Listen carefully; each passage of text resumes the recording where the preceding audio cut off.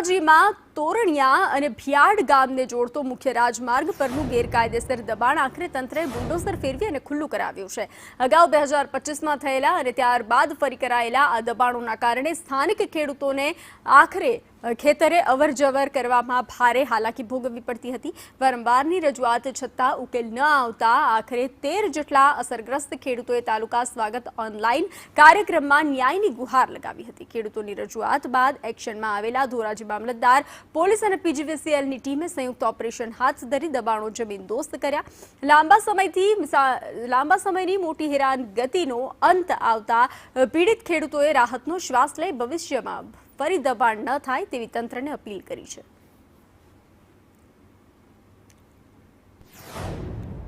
15 થી 16 જેટલા ઈસમોએ રોડ રસ્તાના જે રાજમાર્ગ છે એના પર દબાણ કરેલું છે।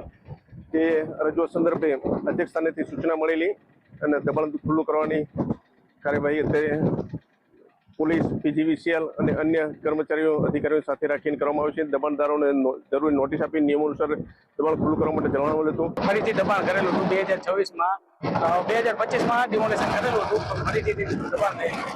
તેની અંગતમાં અમે વહીવટી તંત્રને જાણ કરેલી હતી અને તાલુકામાં અમારો પ્રશ્ન હતો। તાલુકાના પ્રશ્નના ઉકેલ સ્તરે આજે ડિમોલેશનની કાર્યવાહી